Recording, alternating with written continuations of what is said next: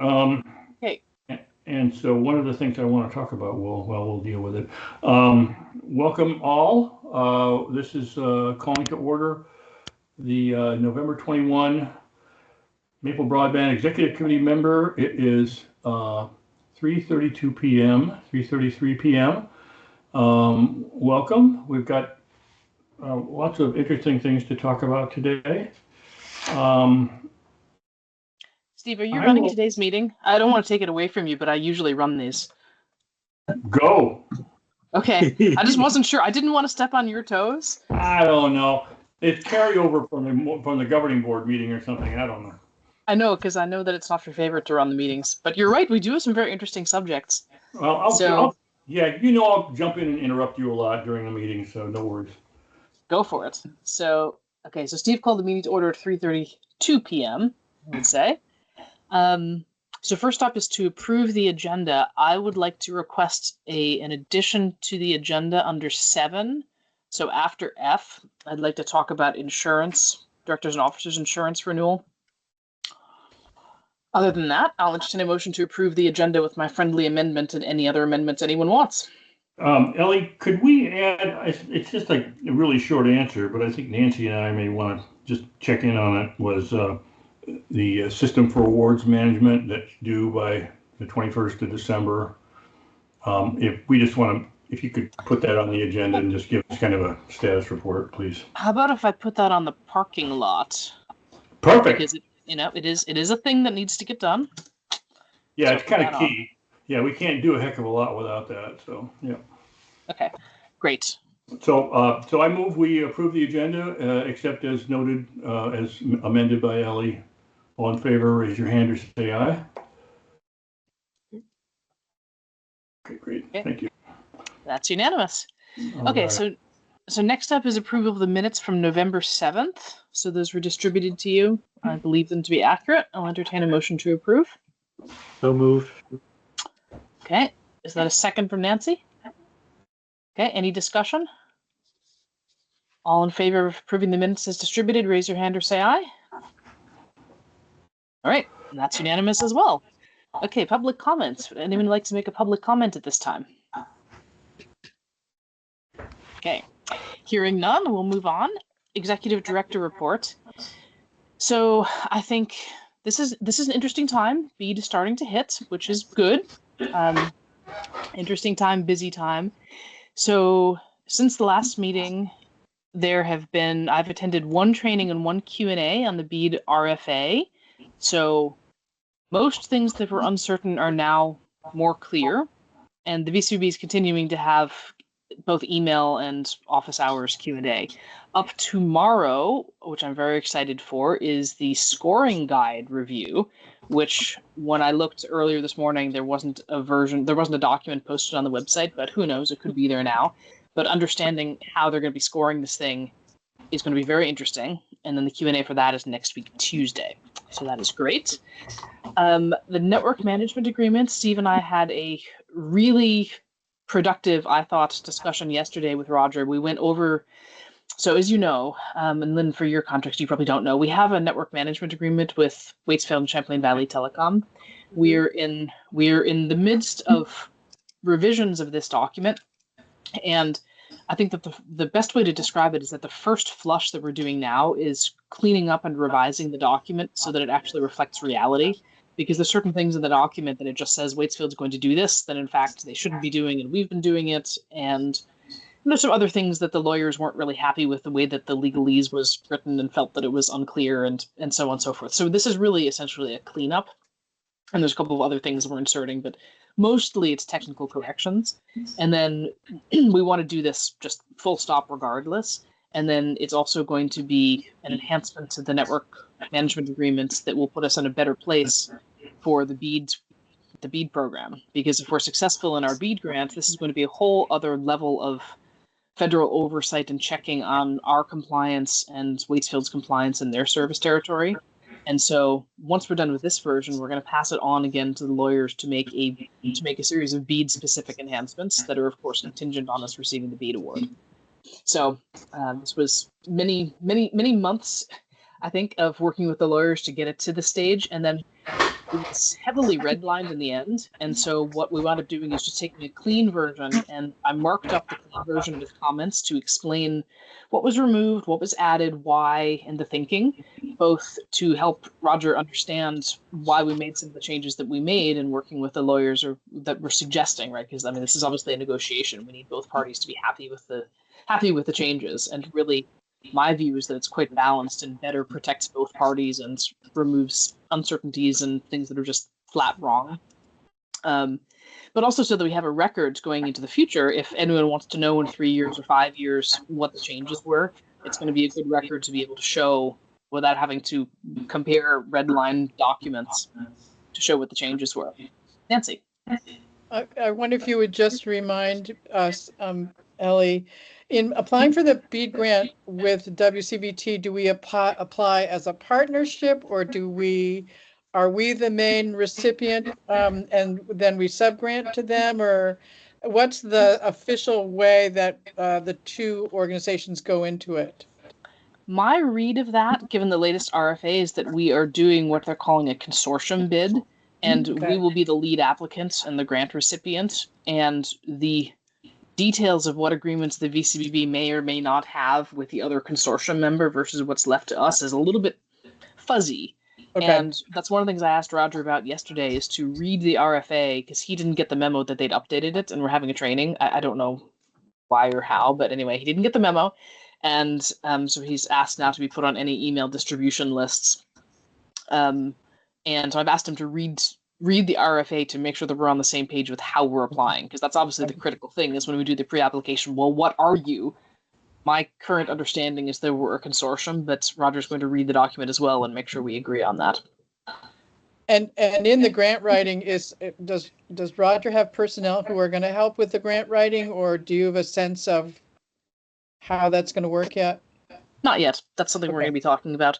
The first thing to get through is the pre-proposal. And the good news is that we have the RFA now. And so I've even started, there's this monster spreadsheet with all the requirements and some of the things we can start compiling even right now. Yeah. So I'm honestly not terribly worried about the lift. I don't really want, I guess we could talk about the details when we get into BEAD. Okay. But I'm not at this point terribly. Yeah. Okay. Okay. Thanks. Okay, so we had a very good meeting on the network management agreement, and passed at the end of that. We had there's still a couple of details that we need to talk through and make sure that we mutually understand. But I thought it was a very collaborative and productive meeting, and I sent the document on to him. I think we discussed this before, but the thinking was to have a meeting where we go over all the changes from top to bottom, just to make sure that we're having a personal handoff rather than getting a 37-page document with a bunch of comments and he doesn't quite know what we're thinking and why was this changed. So I think it accomplished that, and then there won't be any surprises as he reads it through, and he's going to send it on to his own legal side for review. But I was very happy with that. So now we have the next step is, for the most part, the ball's in their court to respond on some things, and so I'm feeling good about that one. The other thing is I mentioned this before, but tomorrow is the meeting that I have with London Middlebury to talk through their recommended marketing strategy and marketing plan for next year, in preparation for presenting that at the December 5th Executive Committee meeting, and then the Governing Board meeting the next week. So I'm quite excited for that. And then the final bit of update is that I forget if it was yesterday or the day before, but finally CostQuest and the FCC updated their maps with the latest availability data from June 30th of 2024. And if you guys recall, that was the missing piece that I needed to be working from the most accurately available data to figure out the details of our capital plan for next year, because the BEAD addresses, we know what those are, but the other addresses that we may wish to build to that don't have service, we want to make sure that we're working from the most accurate information and not planning to overbuild things that have had fiber built in the meantime. So, and that feeds into Steve's overbuild public-facing guideline document later. But I think that's it with what I've been busy with and what I'm going to be busy with for the next little bit. And of course, Thanksgiving next week. Questions, comments?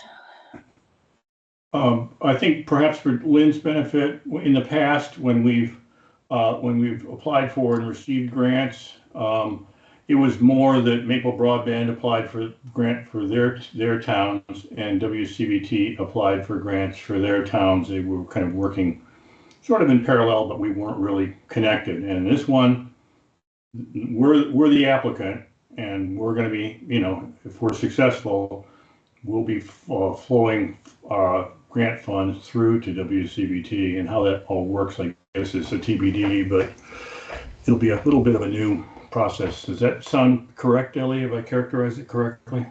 Yep. Okay. Okay, so that's it for me. Any questions for me? Otherwise, we can move on to chair reports. Okay. Jeff is going to be arriving late, and he was the one who had asked about subscriber count. So I just posted in the chat just so that it's there when he gets here.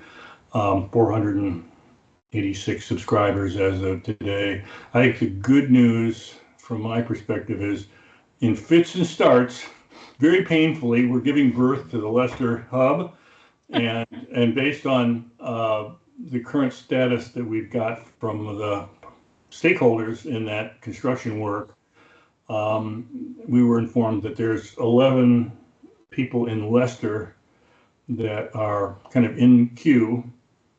So once we turn up the Leicester Hub, we'll break that magical 500 subscriber threshold that we've been craving to do. So that's very, very, very good. I mean, we've got miles to go before we go past 500 miles, but we're calling that a milestone, by golly. Okay, and then the final thing, actually surprisingly, most all of you are aware of this. I think it was the beginning of this week, Carl Seebecker sent Ellie and me an email, and his circumstances have changed a little bit. His work hours have changed a little bit, and he's also kind of taken in his role as the chauffeur for his kids. It's going to be really difficult for him to continue to participate actively in executive committee members, and he has asked to step down in that role. So Ellie and I kind of did some mobilizing and thought a little bit about what we wanted to do, and it's a little bit on the complicated side, so I want to share this with you, and I also want to ask you, I guess my only question at this point, it seems like it's a fine solution.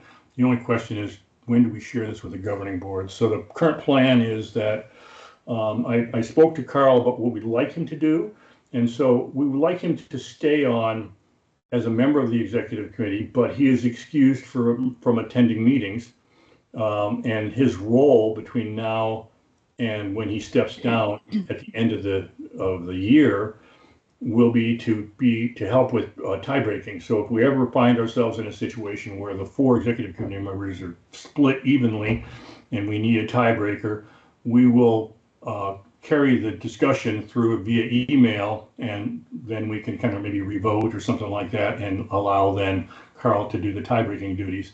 The other thing that we need with Carl's absence is he has served as our back office support person for Microsoft 360, so that our team's activities, we don't do much, we hardly do anything, and a lot of it needs to be done. Ellie is pretty able of doing it herself, but regardless, that's something that Carl has done, and right now Ellie has tasked herself with identifying a resource to take care of that. So we'll kind of keep an eye on that.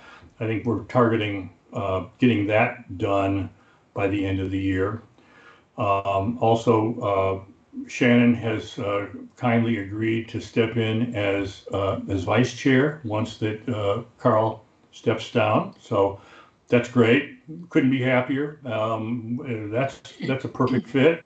Ellie spoke with Cy and maybe Lynn too. I don't know how that conversation went down, but basically Cy, once she is no longer a treasurer, which sounds like that's at the end of the year, she'll approach, or maybe you can approach it now. I'd love to see it sorted out before the end of the year, but we need to ask the Cornwall Select Board to appoint her as an alternate. She could be a delegate, can't she? There is no delegate. Justin Boyer is the delegate from Cornwall. Okay. And Justin Boyer, by the way, has already agreed to be another Office 365 admin. Wonderful. So then once the transition between our current and our future treasurer happens, then Cy has agreed to step in as the 5th executive committee member, which I am just tickled pink about, because we have such strength then. We do now, but we have a tremendous amount of strength in the executive committee with that new makeup. And a lot of that strength, as I said, just as you joined, Ellie, is it's a lot of financial strength.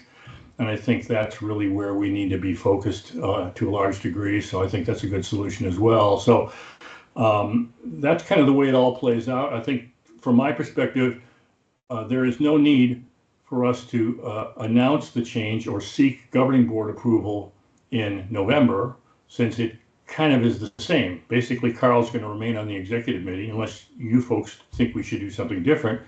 And then we'd seek governing board approval for whatever changes we're discussing at the December meeting. So I don't know if, yes, go ahead, Nancy. Did Carl have any suggestions for someone else from his town to represent that town until, once he's gone? He's offered to continue as a delegate. He himself will? Yeah. So it's just he's going to serve as a delegate for Shoreham, but he's not going to serve in the executive committee any longer.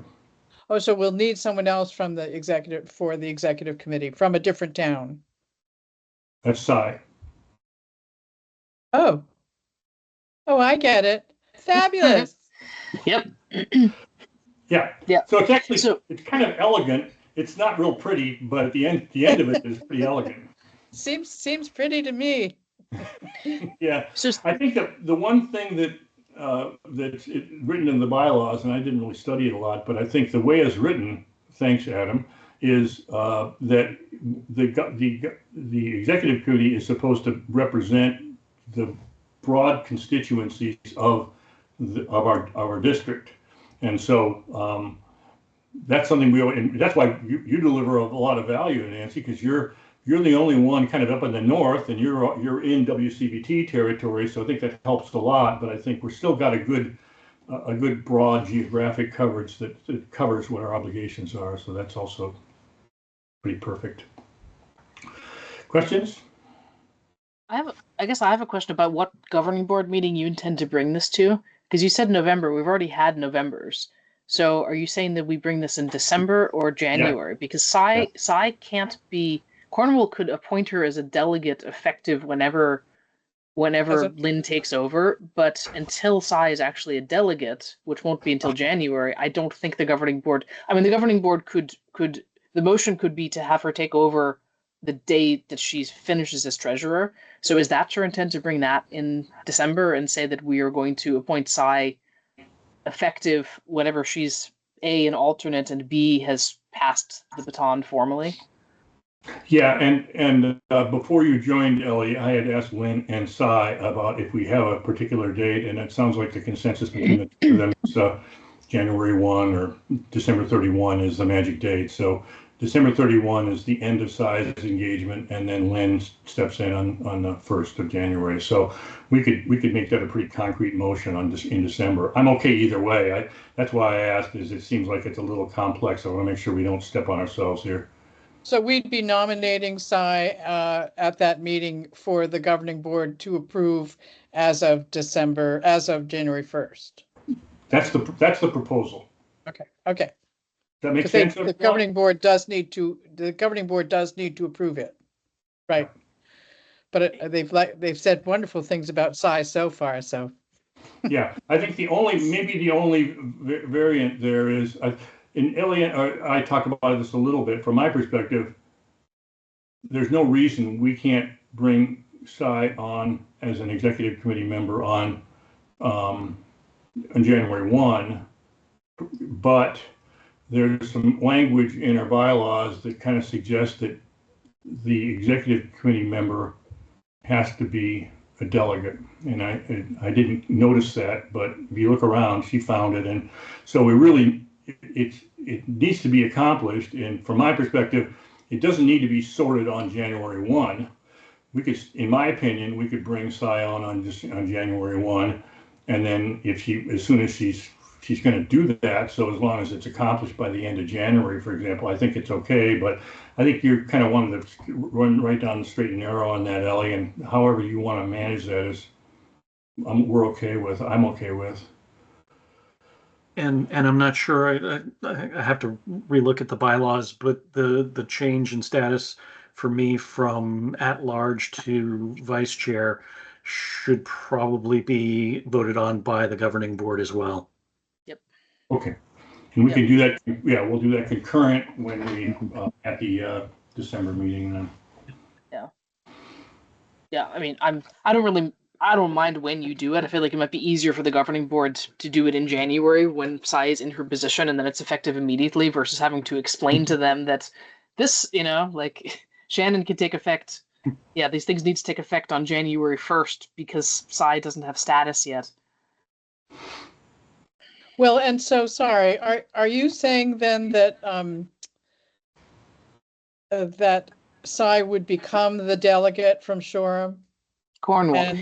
or Cornwall, and that Justin would become the alternate? No. But Sai, we can't hear you. I mean, there's two things. The first thing is that the bylaws seem to suggest that executive committee members are either delegates or alternates, but they're members of the governing board versus people that we pull off the street. So that's the first thing. And the second thing is that the statute specifically prohibits the treasurer from being a member of I the see. governing board. Okay. And so until Sai has been appointed by Cornwall, and so, I mean, the Cornwall Select Board could vote to have her become an alternate effective January 1st. I mean, they could do that, right? And then that would be sitting there waiting in the wings. And then obviously she needs not to become treasurer. Okay. So those things, I just feel like it might be an easier motion for the governing board in January. That means that everyone would stay in their positions another 10 days or so, rather than explaining this whole thing and why it's taking effect January 1st. I feel like it would be a little bit easier just to do it in January and say, hey, here's the changes. Everything's on the up and up. But that's just my opinion. The variant on that is that if right now Carl's, per my discussion with Carl, he's done at the end of December, and if Sai is not on until mid-January, say, then we don't have a tiebreaker anymore. And maybe, I think Carl, considering the fact that he's not really, based on our conversation with him, he's not really obligated, and he could also stay on as an executive committee member, a silent one, if you will, until we finalize Sai's paperwork. So again, I don't have a lot of passion about it, but it's these kind of moving parts. I want to make sure we've got it figured out so that we don't step on ourselves. So do we want to, should I engage Carl to remain and remain on the executive committee until such date as we get Sai sorted out?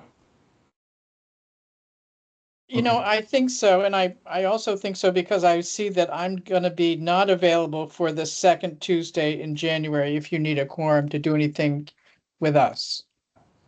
Okay. Well, we'll have one more thing to factor in. So, okay. Well, I guess we'll track it. So we'll, so then please remind me, what do we need approval for from the governing board in December? Anything? Nothing. We're going to push everything. Nothing. We're going to push everything to January. Okay. So there's no staffing change announcement in December. Okay. Whew. Good, we got that out of the way. Okay. Right. All right. At least we can stop thinking about it. Okay. That's the chair report. Onward, Ellie, you have the floor. Okay, moving on to BEAD. So I think I've mostly given the BEAD update under the executive director report. I mean, I guess I could say a couple of other things. That Vakuda has received a bid from a firm to help us with the NEPA and environmental reviews, and we're reviewing that bid and negotiating that. But that's a good thing because that's something that we need under BEAD that we won't have to pay for. Thank you to Vakuda's direct grants. And Nancy, did you have a question that you wanted to talk about? I forget because I kind of cut you off and I forget what it was you were talking about. I'm all set, I think. I think you're talking about the grant writing. Yeah. Yes, Yeah. you're talking about the grant writing. So anyway, I have a spreadsheet that Andrew Tarley started, and I'm going through and cutting and pasting the updated BEAD requirements. And the next thing is to go through there and say, is this a simple thing, like a matter of fact that we simply need to report, or is this a complex thing which is going to require a lot of flowery language, or is this an analysis that's going to need to be done? And so when that's done, I'll share it with Roger, because we do have more complexity in our bid, because it's not just basically everything that's required we have to do and Waitsfield has to do, and then we have to put the two answers together. And so I think through the process of going through, here's all the list of requirements and here's what's involved, then we can have a talk about the grant writing and who's going to do what. Because certain pieces of it, we're going to have to, even if they're doing the flowery writing, we're going to have to come up with the language. We also do have some money in our BEAD subrecipient capacity grant that we could use to pay. It can't be them, because one of the conditions of the grant is that it can't go to one of the parties. It has to be outsourced. But if it looks like there's some big things that are going to need writing done, then we do have some money we can use to pay a grant writer. If anyone knows of any good grant writers, Adam. I might have a name for you. Okay.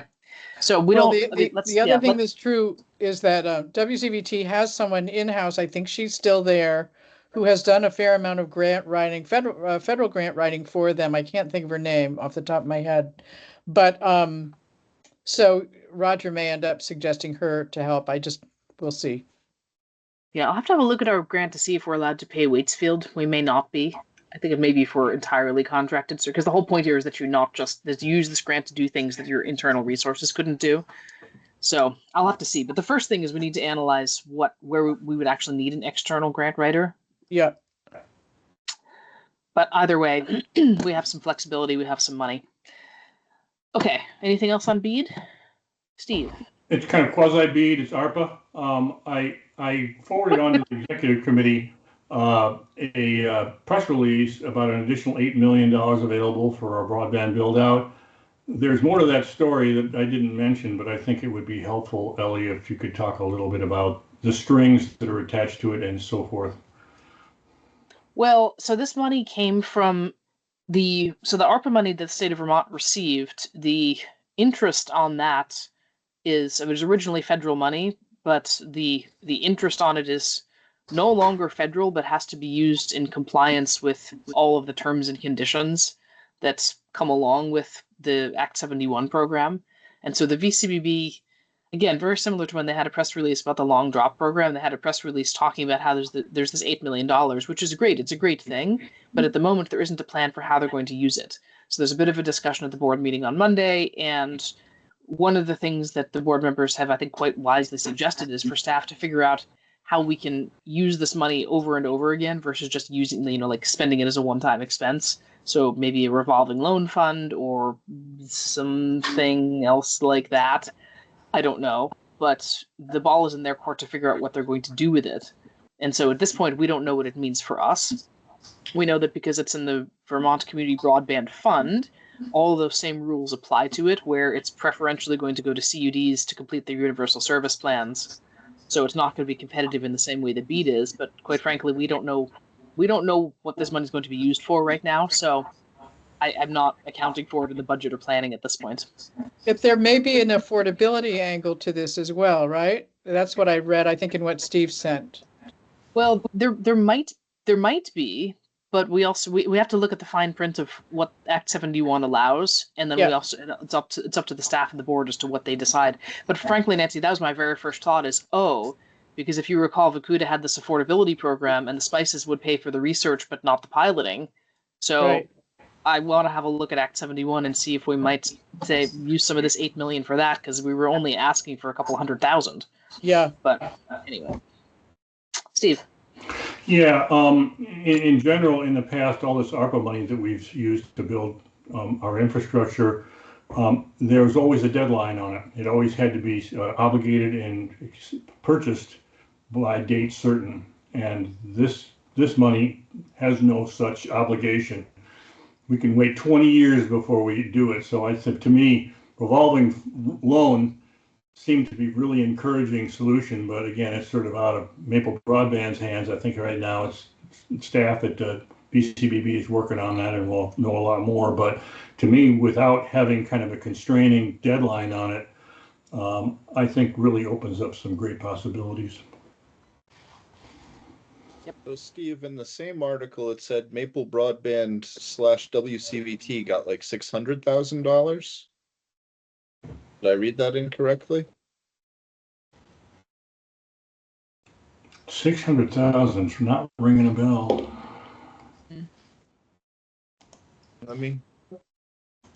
I could be confused, but I thought in the same article it said that we'd already got. I was confused because it sounded like we already got some, or at least WCVT had already gotten some. No, I think this is, I'm looking at the press release. It's talking about the VCB's most recent construction grants under Act 71. So WCVT received $600,000 for their non-Maple broadband towns in order to take all of those off the BEAD map. Okay. Yeah, I get. Yeah, I get. Yeah, the language is Confusing. kind of, yeah, because it's saying WCVT was ordered $600,000. But that's different money. That's right? different money. Yeah, they had a press release talking about two different things. One is that they got $8 million of interest they can use for something they haven't figured out yet. And B is, here's our latest set of grants. Yeah. Right. Yeah. Okay, but we didn't apply for one or get one. We've already received all of our construction grant allocation. That's a whole different can of worms. Yep. Yeah, we got that last year already, May of 2023. Yeah, not for lack of trying. We should have it by now. We should have had it months ago, but we'll call it bureaucratic challenges or something like that. Oh, well, I mean, we have the allocation. We have an outstanding invoice. But I can update on that, actually. I can move on to operations update on that. So we have about a $600 and something thousand invoice outstanding to VCBB until we have completed all of our reporting requirements for the phase 1 of our construction grant. And the last thing that we need, because obviously we built the network, we've lit it up, we've passed the physical network inspection. The final thing that we need to do is to give them the as-built reports, as well as a whole bunch of data tables that they want. And so Todd Garthafner has been diligently working on this, and he's almost done. Almost. He just has a little bit more work to do. So I think in my head, he's out on vacation next week. So I think realistically, he'll wrap up sometime in the first half of December, and then we'll submit that to VCBB, and then we might see our money in February. Because realistically, we submit it to them, it's the holidays. They won't look at it and approve it until January, and then 30 days to pay. But hey, it's progress. Yes. When did we anticipate that receivable? Well, I think we invoiced them in like May or something, but I have it in my budget for next year because I figured it wouldn't come this year. All right. There was a lot of BCBB asked for information, the as-built information, but they didn't know what form that should be in. And I think for months, we've been waiting for them to tell us what that deliverable should look like. And it sounds like it's finally sorted out. Hopefully. Anyway, so that's good news as far as it goes. So the other thing in operations is current, and Steve, feel free to jump in here if you want, but current best estimate for lighting up the Leicester hub is probably the first week of December.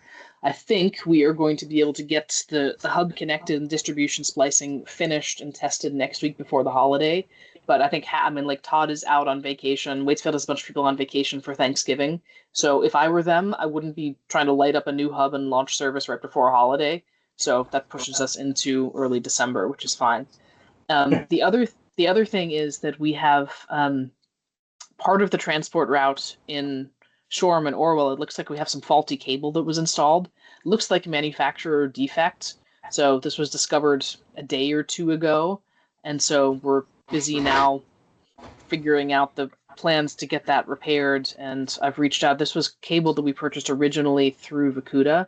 So I've reached out to the people at Vacuda to see what the warranty situation is on that, and if it might be, because it looks like the entire reel was bad, because we had some cable we replaced about a year ago that I think we thought at the time was maybe like manhandled or some sort of Like, I guess it didn't occur to anyone, it didn't occur to us or Syracuse or Mission that it might have been a faulty reel, because faulty reels from the factory are very rare.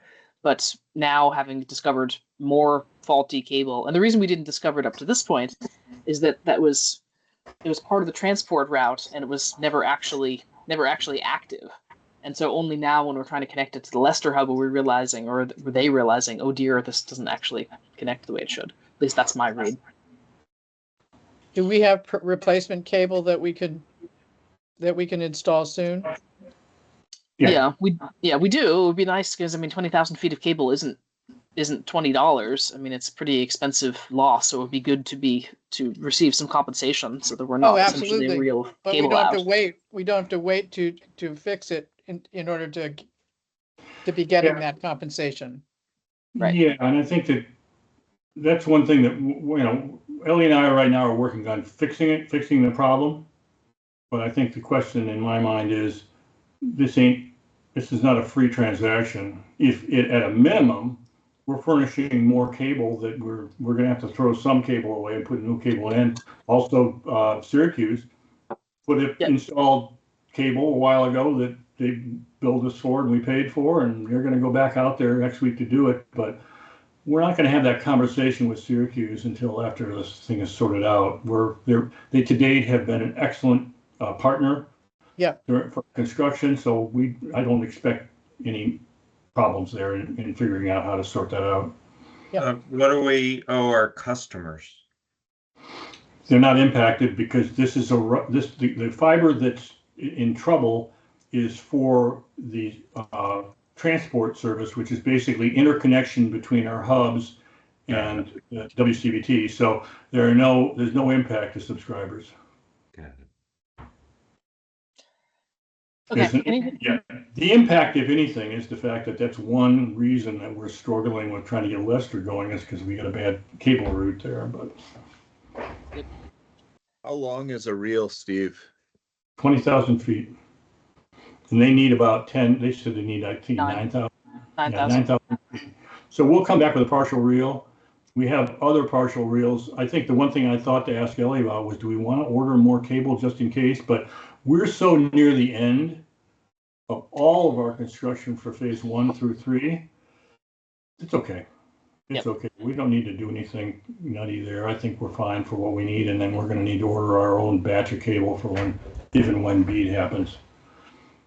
Well, there's other work we'll do before BEAD. Do you know if we have the cable we need, Ellie?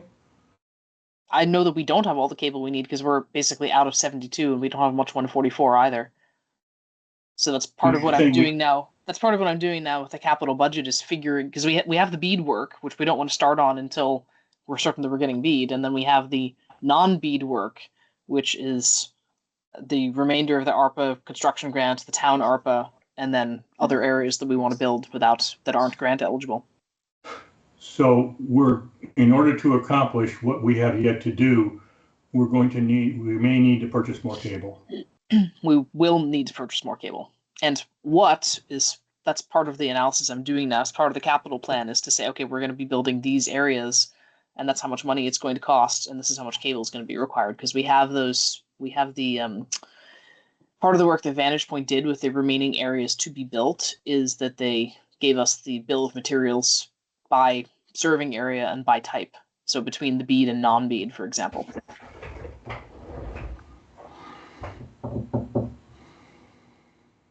Is that extra cable we're going to need, is that feet or miles? Is it 10 miles of cable, 1 mile of cable? Any high-level estimate? I haven't added it up yet.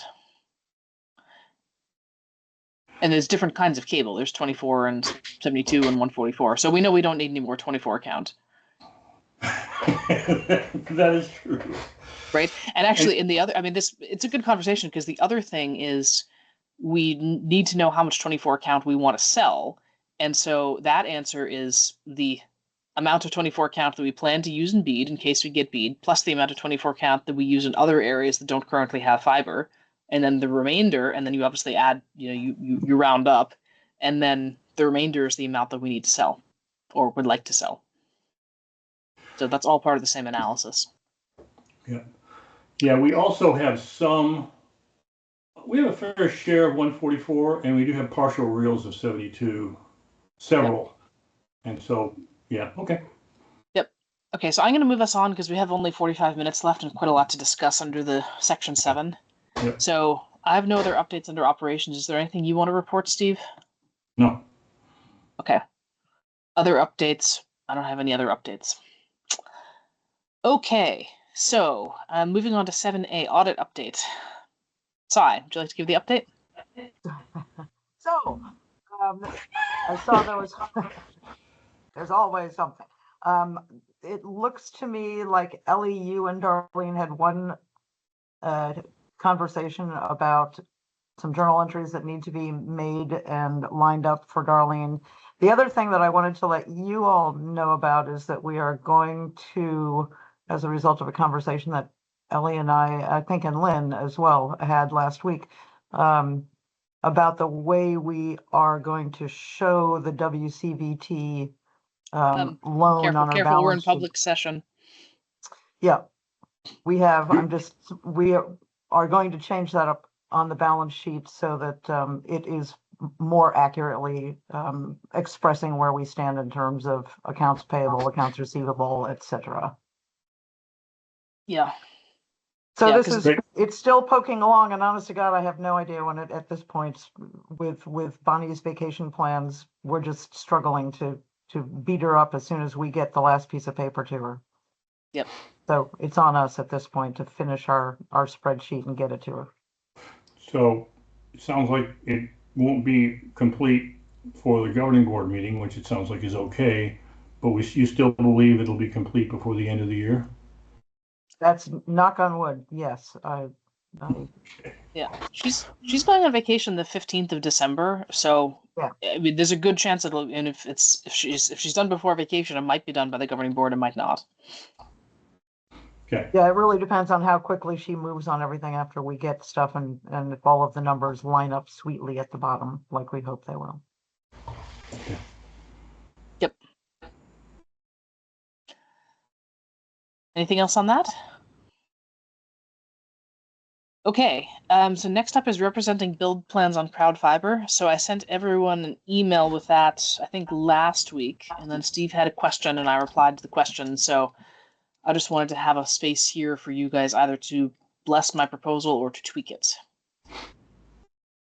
I move we approve Ellie's proposed approach towards updating CrowdFiber.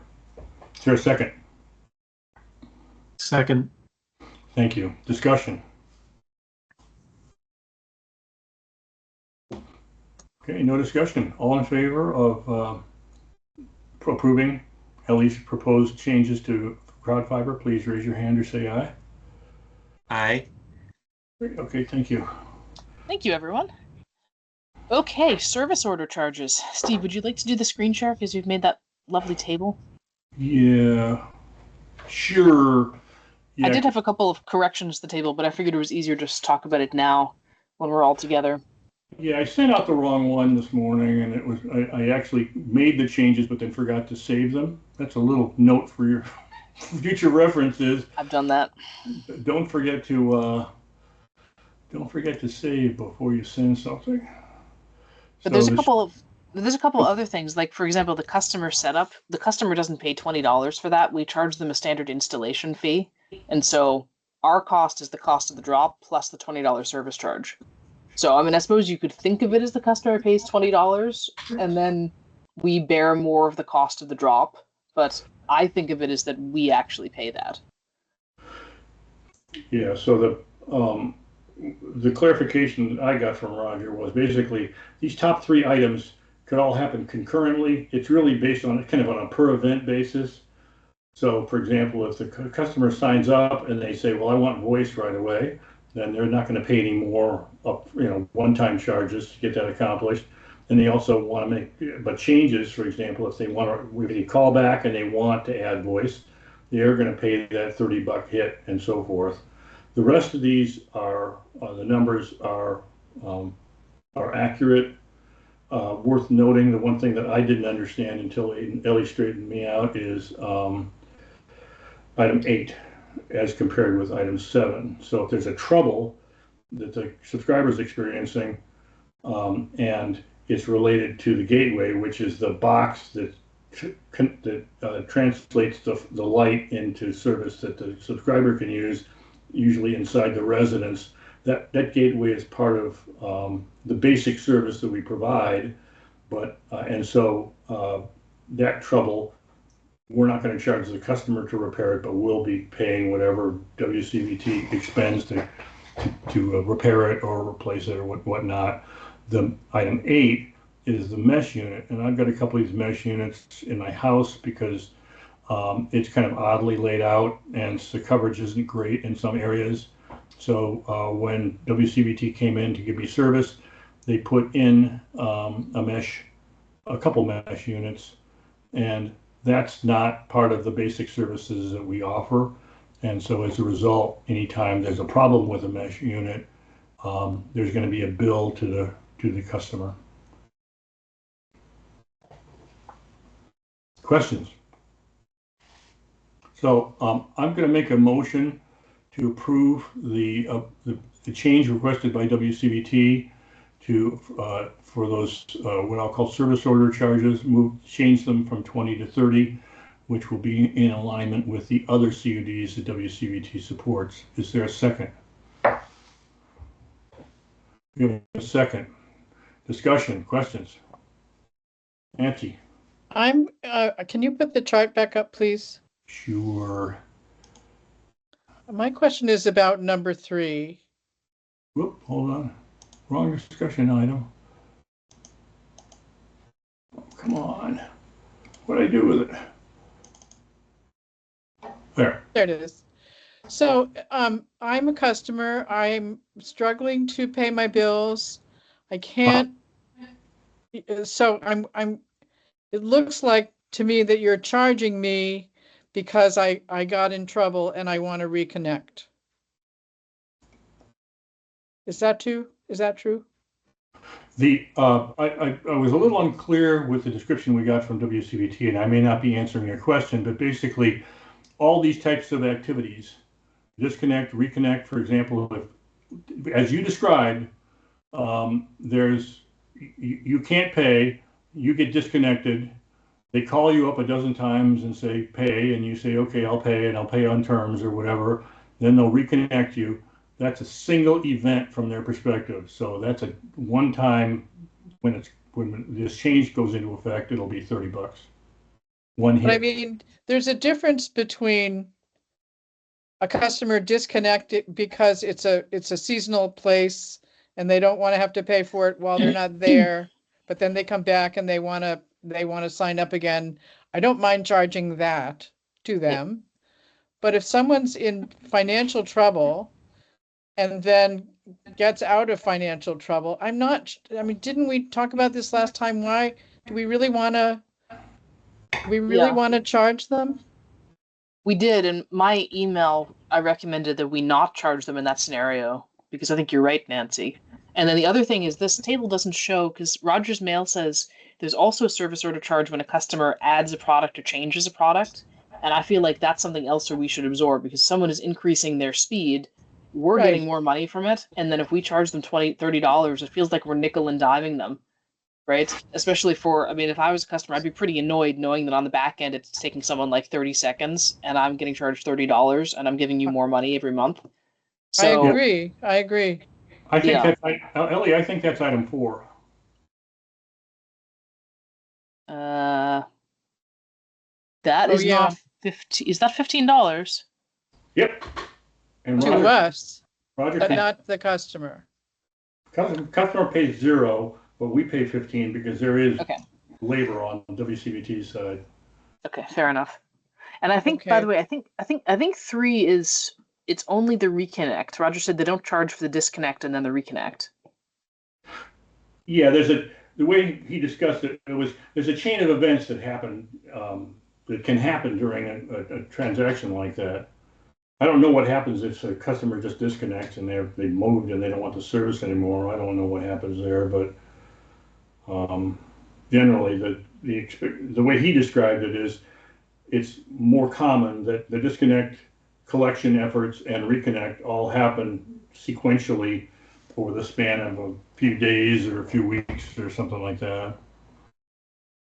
Well, I mean, if they have to get, if WCVT has to get $40 in that situation, if the situation is really a person who is on the, struggling to make ends meet, I'd rather the $40 come from us than from the customer, than any from the customer.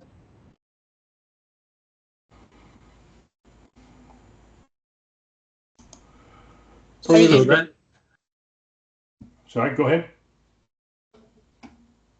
so I was just going to say, so that means we could put an asterisk on that one, to be situational, dependent upon the reason for the disconnect and reconnect.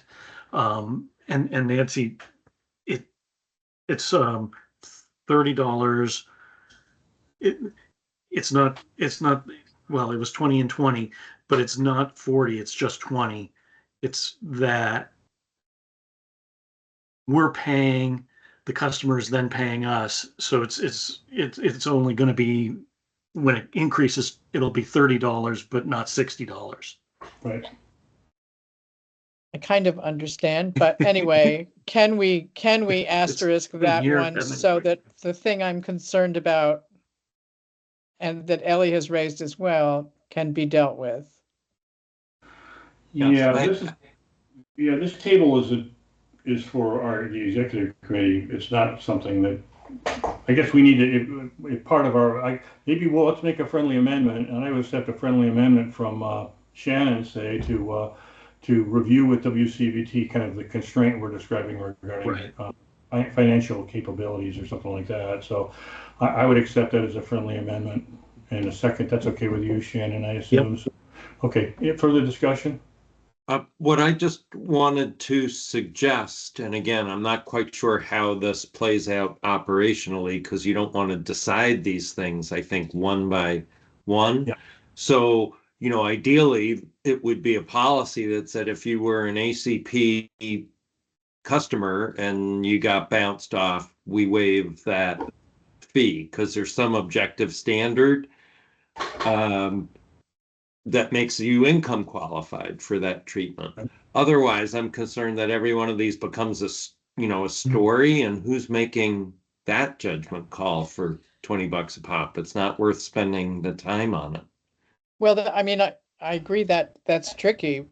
On the other hand, there really isn't any ACP anymore, so basing a policy on that. Well, we dream about it coming back. Okay, but I just wanted to confirm we have no benchmark now, right? There's nothing we could hang it on. Yeah, well, so it makes it more complicated. Nancy, thank you for raising it again. You did raise it last month, and I appreciate your focus on the folks we serve. Yeah.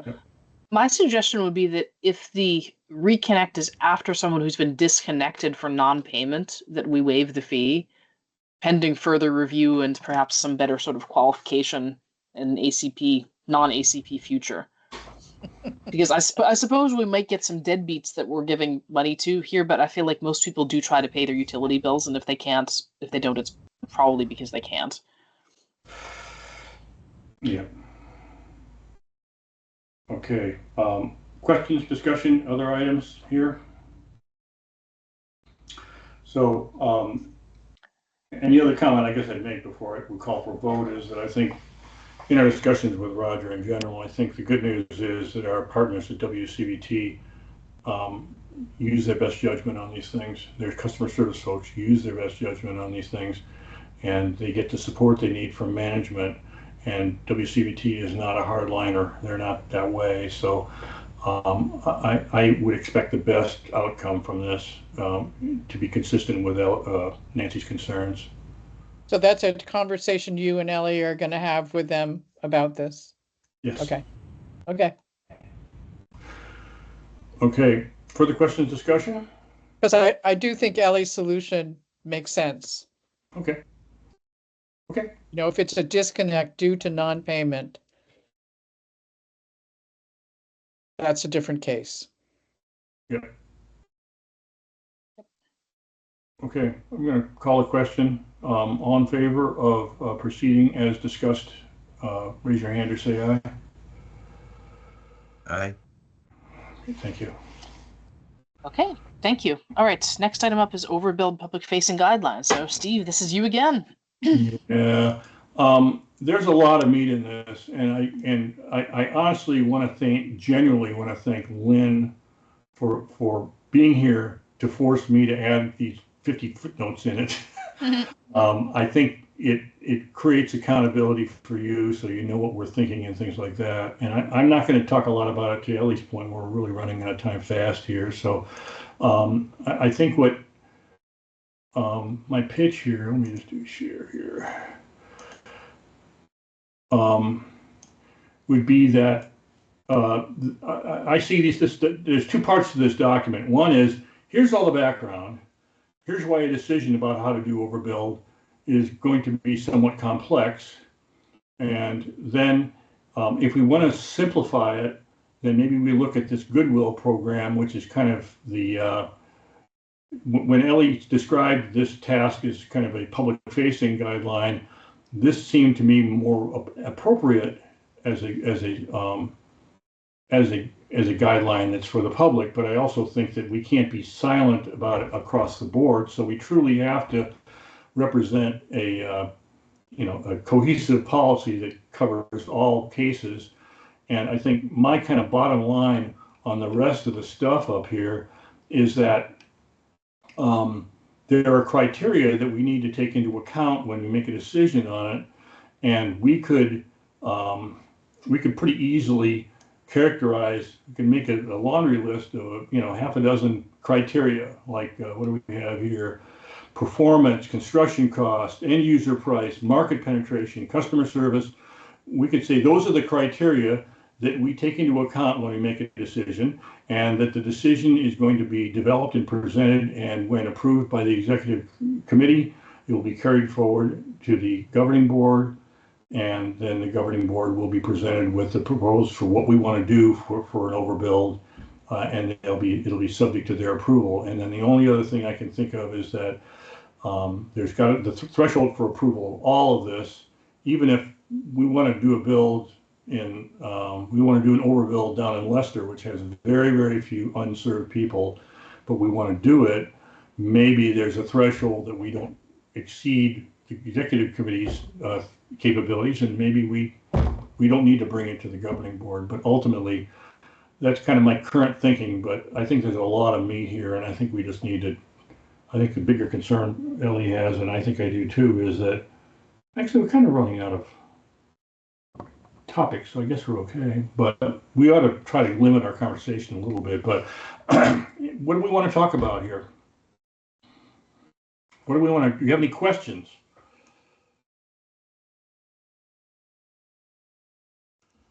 What do you think of the idea of an approach that I described? It would be a two-tiered approach. The first approach would be, here's a lot. This is all posted on our website at some point once we're all in agreement on it. The first tier is the large construction tier, where we're going to do a big build out, and that's going to be subject to analysis of criteria, including all this litany of things that we're looking at.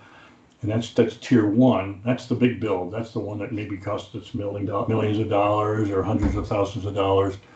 And then the second tier can be pretty concrete, and it contain all of this stuff. And I did kind of want to quickly show this part to you because this is a product of some changes that came as a result of Ellie's discussion at our last governing board meeting, which was very instructive for me. And I'm sure she told me this before, but basically installation charges that we currently assess are about a third of what it takes us about 2 years for us to recover that installation charge.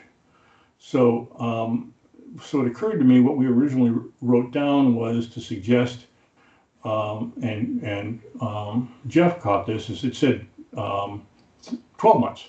But it seems to me that if we say we want to get paid for the installation, so if it's $150 for an install, we want you to pay that even though you're part of the neighborhood.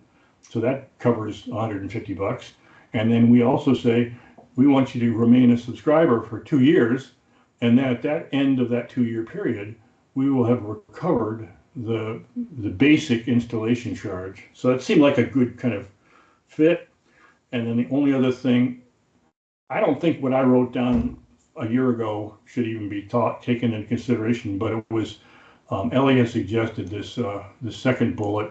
I added the word contiguous. I don't know that it matters to be contiguous, but she thought it was more, a better fit for what we're trying to accomplish in this program. And then we also, the Goodwill program is just a placeholder name. We can figure out what we want to call it.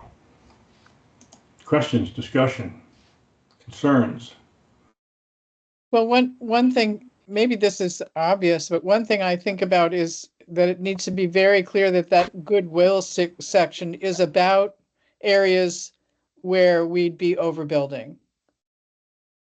Because someone might, because it's so separate, someone might read it as, well, any place in Addison County, we might band together and, you know, so there's that. Could you expand on that? I'm not sure I get clear. That is, apart from the name, I'm not sure how I feel about goodwill, but I'm not really ill-willed toward it. But anyway, that section, that goodwill section, is only about desires to connect with us in overbuild, where we'd be overbuilding. Yes, that's absolutely correct. And someone might not clearly understand that by reading Correct. it because it's so separate. It's like a separate section. Yeah. Well, So that would be simple. It would be simple to correct that at the beginning of that goodwill section.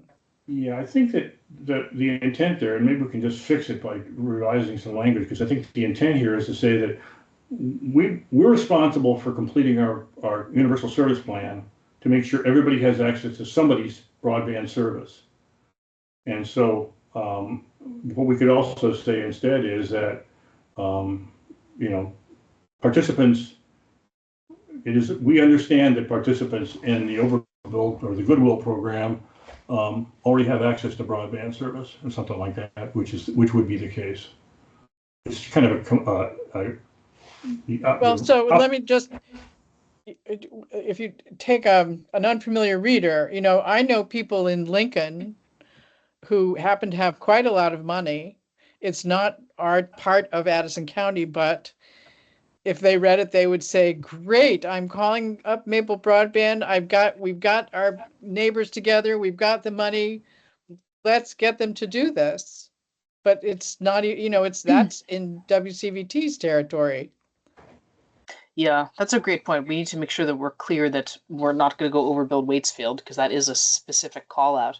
And the other comment I had a very similar thought to you, Nancy, is that we should start, if that's going to be the public facing section, we should start it by stating our intent and where we are going to have service, so that people who we just haven't built to yet don't think that they need to come together and do something. Right. And the other comment I have is, I mean, as written, this basically says we're going to meet our universal service plan. It doesn't say that we're planning to make sure that everyone has access to fiber, which has been the Right. public statements, and that's because this basically, I mean, I read that paragraph below the table there to say we're not going to overbuild, we're not going to build where there's only cable. And I think you and I may disagree on this. So from my perspective, people who live in Virgins right now have compliant broadband service with coaxial cable. That's my interpretation of it, based on what the FCC has said. And I think you disagree with that. You believe that we have to cover Virgins, pretty much all of Virgins, because they're not compliant. No, I wouldn't say that. I think under the requirements of our universal service plan under Act 71, we don't need to build anything to anyone that has Comcast. What I'm saying is, what my understanding of what we as a district have decided to do is to make sure that everyone in our county has access to fiber, to symmetrical service, not only to Comcast. Yeah, I don't agree with that. I think we need to vote on that, because I think that's not I don't know where that is, and I don't know. We need it at worst, if we've agreed to it before, I think we have to agree to it too now, because that puts a lot of money at risk. That means we have to build out, a lot more than we thought we were going to have to. We have to build out a lot of Leicester. We have to build out a lot of New Haven. We have to build out some of Ferrisburg. It's going to be much more expensive than if we were able to selectively decide, let's go where the money is. Let's build out Virgins. It's kind of low-hanging fruit. And if we can make that work, and if it's not going to be too painful, let's keep on going. But I think it would be unwise for us to be making a public commitment to do what you're describing without proper transparency on what we're talking about. Well, then I guess we'd better decide that, because our annual report right now states that intention. Okay. How do we want to proceed with this? Again, if it's in the annual report, I guess it's subject to change because it's part of a plan. And I know a lot of what's in that document right now says what we plan on doing. So it doesn't necessarily mean that we have to do it. So I guess one argument would be, we can leave it that way, and we'd love to do it. But again, to me, that's not the scope of what I thought Maple Broadband was building. That's not the scope I thought Maple Broadband was building. I assumed that anybody who has Comcast passing their home, they already have broadband service, and we don't have to serve them, but we can overbuild them. So I guess maybe we need to have a conversation about this, and I don't think we need. It's not. It's unwise. We can't vote on it today. We need to get a better understanding of it. I guess my suggestion to you, Ellie, would be, it sounds like you're pretty clear on this, on what we need to do. And it also sounds like, well, you're saying that overbuilding Virgins is not part of our universal service plan because they have broadband service, but we still have to overbuild Virgins because they don't have symmetrical service, basically. Well, what I'm saying is, I think they're two separate things. So there's our universal service plan, which is our legal obligation as part of receiving our Act 71 funds. And then there's what I had understood to be the will of our district, as discussed at many previous executive committee and governing board meetings, where we said, we're going to make sure everyone has access to fiber, whether that's from us or someone else. So if we're changing that from we're going to make sure everyone has access to fiber to we're going to make sure everyone has access to broadband, that's fine. We could do that. To your point, it'll cost us a lot more money. We'll be done a lot faster. But to me, that's a shift from my understanding of what we'd previously said the finish line was. But that's a choice. It's a choice that our district can make. We can decide that if you have Comcast, that's good enough and we're not going to build there. But that wasn't my understanding of our previous agreements. So we will, it sounds like we can be compliant with our universal service plan without building out Virgins, for example. Correct. And to me, that's always been our guiding star, period. What's always been our guiding star? Completing our universal service plan. And as a matter of fact, when I've talked with you, Ellie, my assumption had always been that your engagement with Maple Broadband might change once we completed our universal service plan. I'm sure that was just an offhand chat, so clearly that's not what you had in mind. I think we're going to, what you're thinking is we're going to keep on building. Well, not really, because there's not that much more that needs to be built. There's BEAD, and there's a couple of areas that aren't eligible under BEAD and no net speed towns, and then there's areas that have access to Comcast and no fiber. But there's not a tremendous amount that's left. And also, since BEAD, we're not going to be able to start on BEAD for a year or so if we even get it, there's not very much to do between now and then. If we're not bringing service to where people only have cable. And there's another thing as well, which is that if we don't build out the entirety of Save Virgins, where there's buried Comcast only, then we're inviting Consolidated to come and build Fidium and build out that entire wire center, because otherwise there's people who only have access to Comcast. Whereas if there's fiber everywhere, they're much less likely to come and compete there. But ultimately, this is a choice of the district and probably should be brought to the governing board. I mean, the caveat here, of course, is that my capital budget has to make an assumption one way or the other.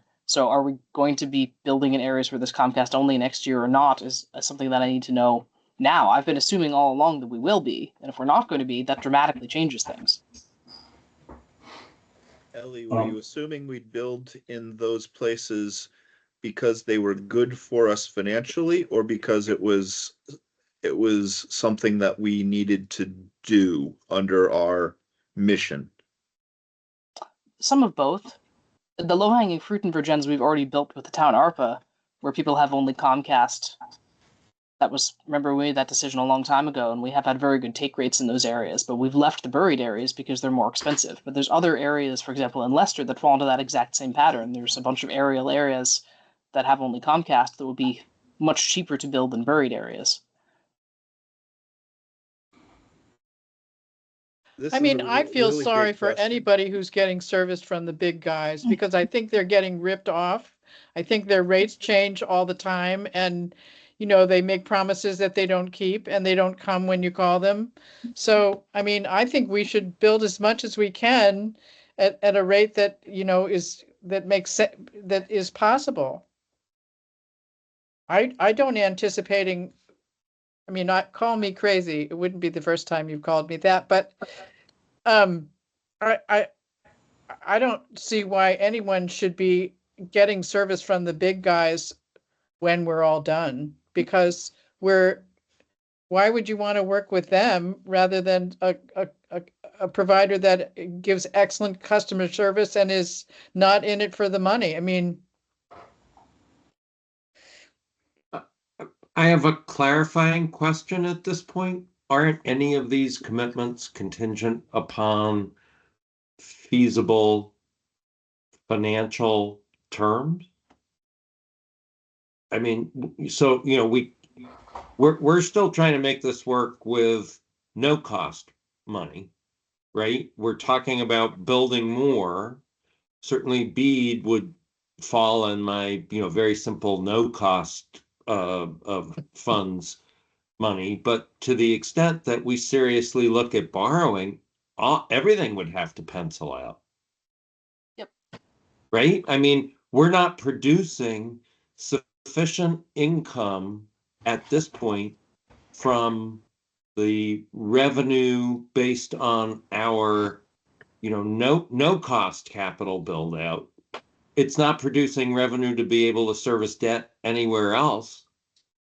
So any additional service add, with the cost of that capital,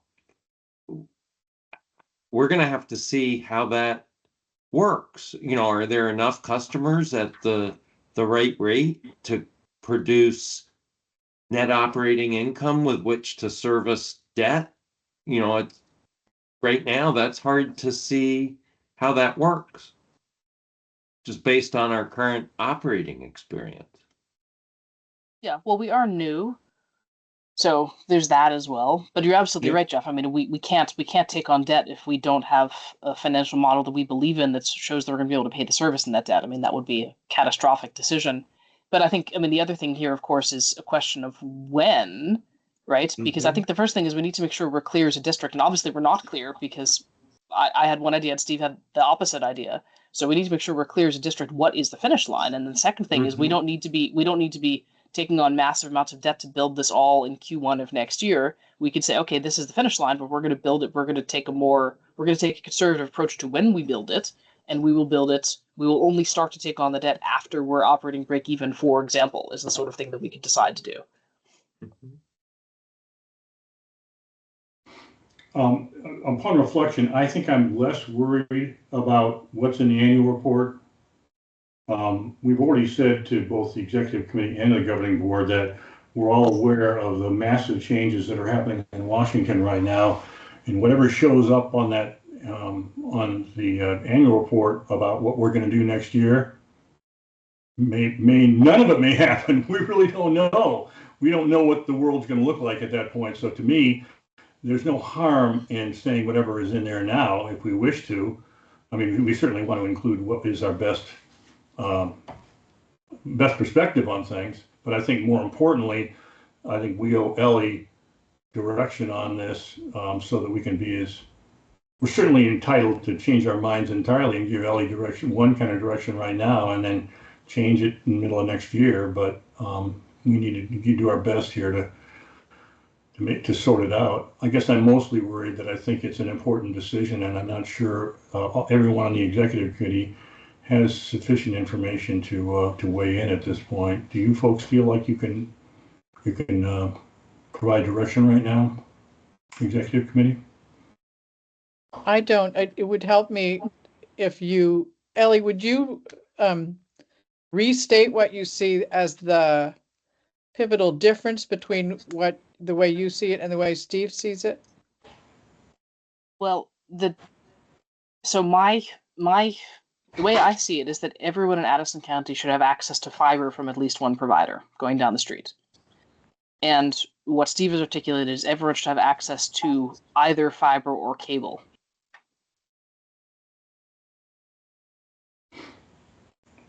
Yeah, my definition, Ellie's is more granular. I'm saying everybody deserves, we need to make sure everybody has access to broadband.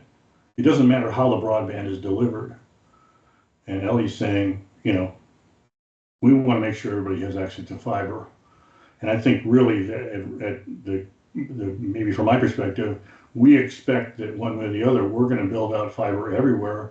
And still, for case study, it's Virgins. If that's either we're going to build out Virgins, which means that's Ellie's focus.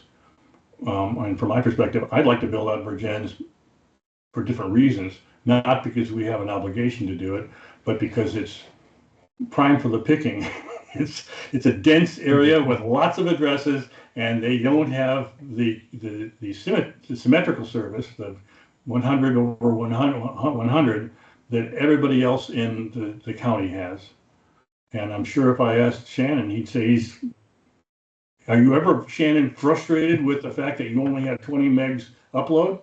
Yeah, I've been kind of silent during this conversation because I have a vested interest. As a Comcast customer with buried service, I've always approached it that looking at the FCC map and everything that I'm served.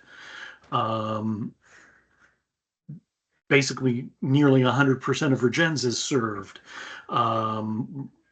That being said, I would love to have Maple Broadband and parallel service, up and down both. And I know that that's going to take time. My perspective is I don't think that Maple Broadband is obligated to serve me.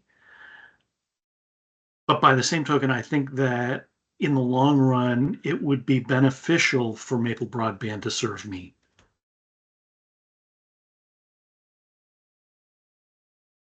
If that makes any sense.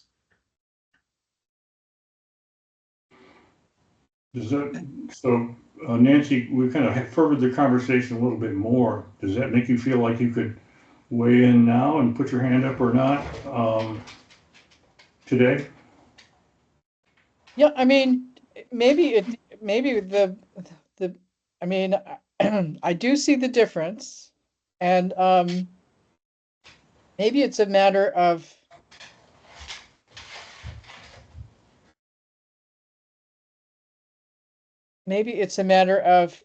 it's both a matter of what Jeff is saying, what can we afford to do, but it's also a matter of what do we think is best for the community.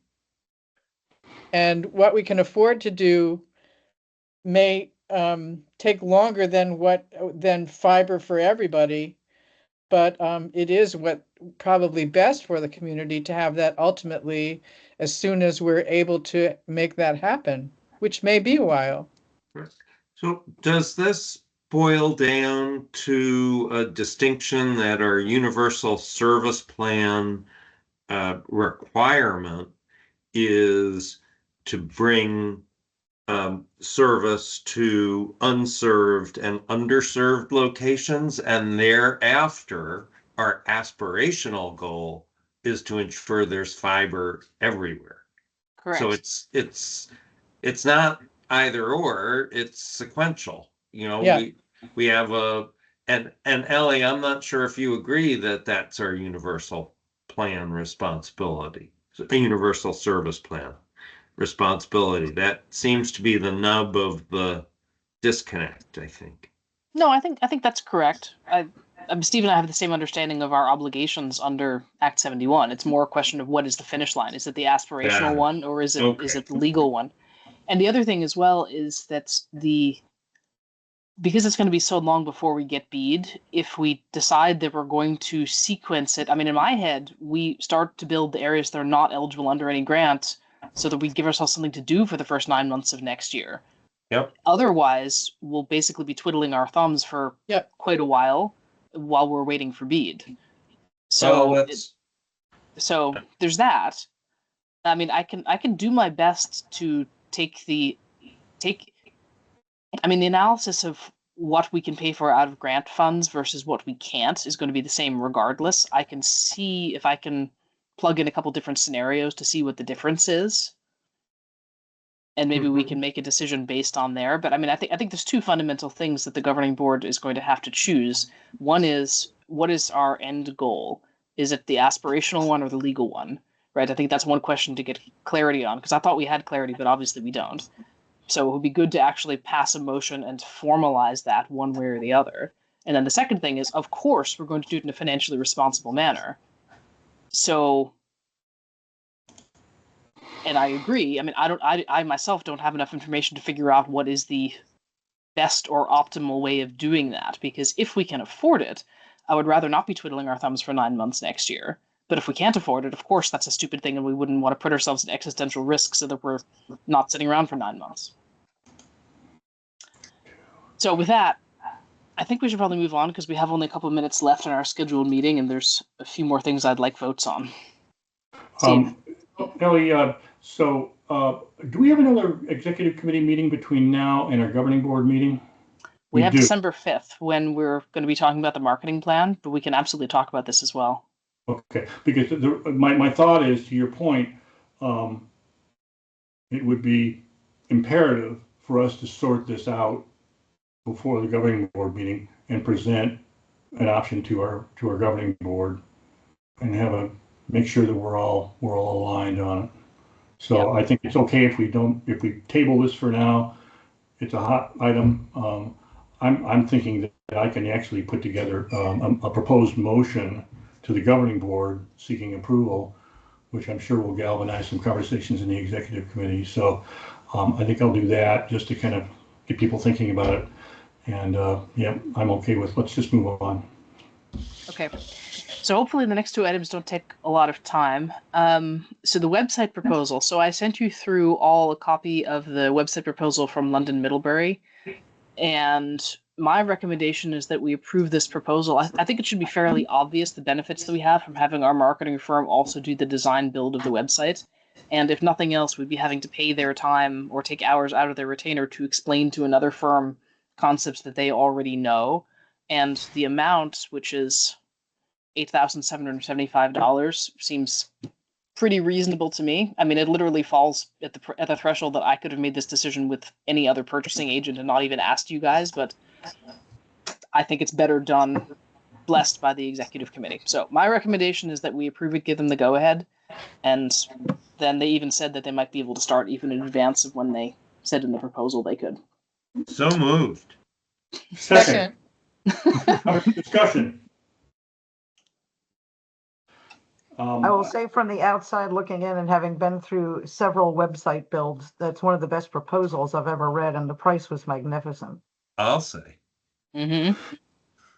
Yeah, I have a kind of a high-level comment that's just a worry on my part, and thinking about us, our little CUD that's got 500 subscribers and hope to have 2 or 3 times that someday. I look at our annual report and I think that thing is gorgeous. Is that what we want to do?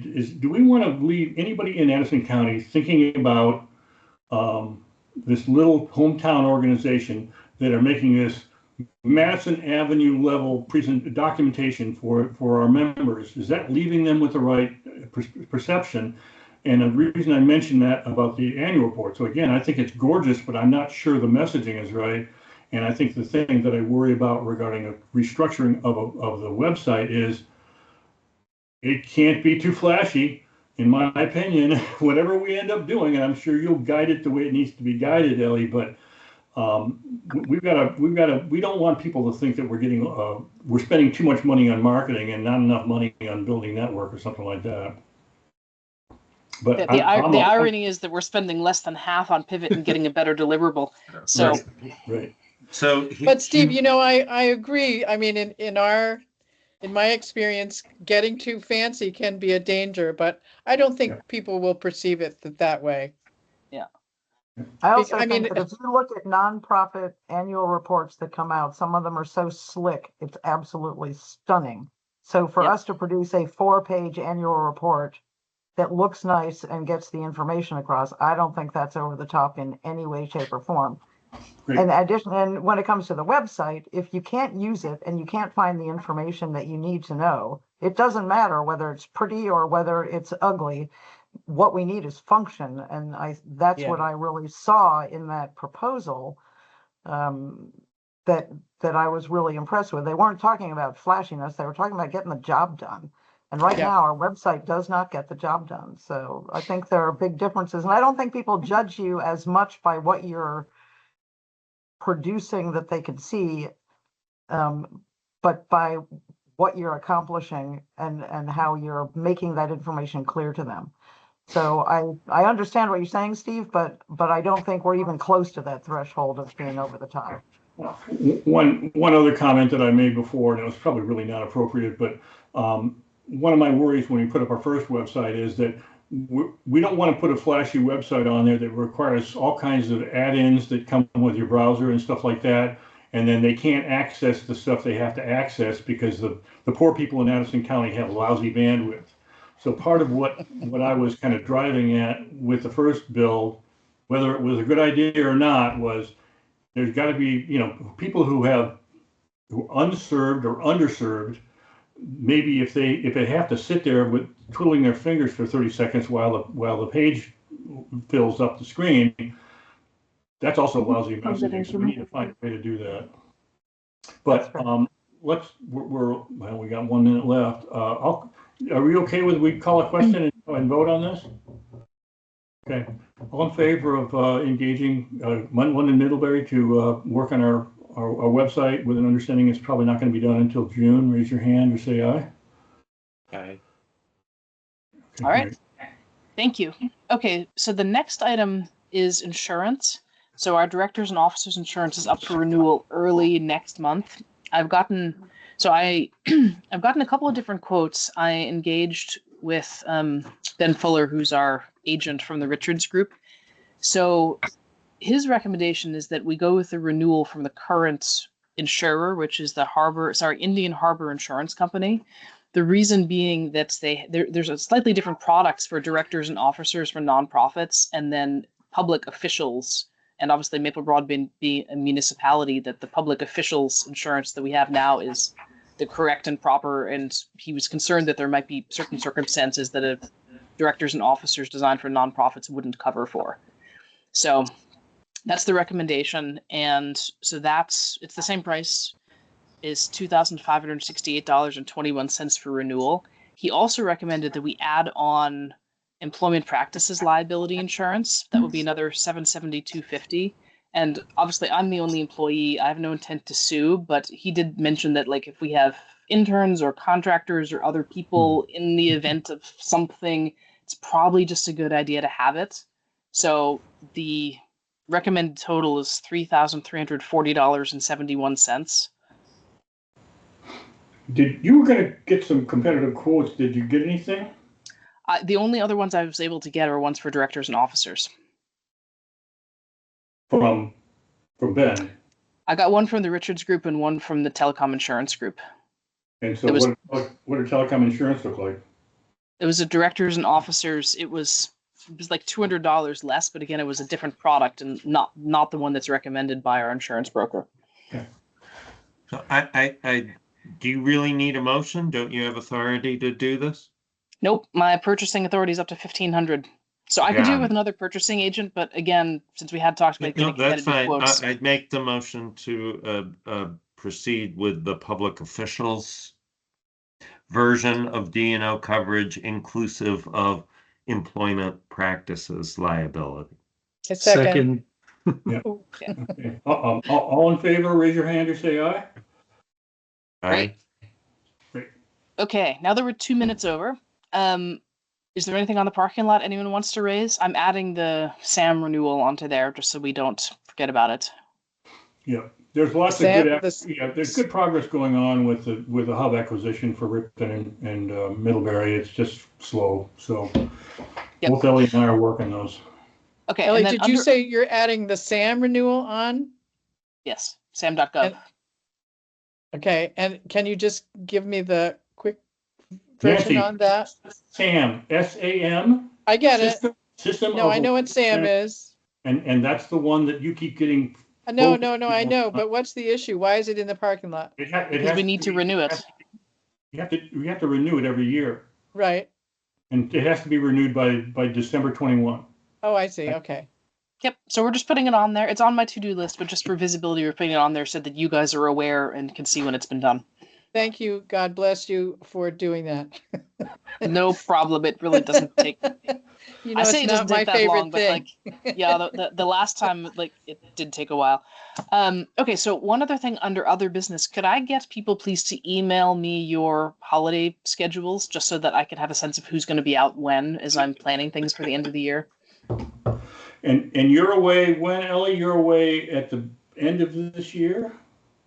It is, I don't have it in front of me. So Christmas week I'm taking off, and then New Year's week, and then after that we'll see. Okay.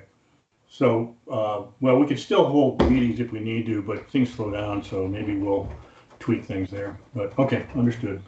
Will do. Yep. Okay. All right. So future meeting, the next meeting is the first Thursday in December, December 5th. And we will be discussing scenario planning and marketing. So it should be a good meeting. Fun. Be there or be square. Happy Thanksgiving, everyone. Thank you for the great meeting today, and we'll talk soon. Thank Thank you. you. I know. Mm.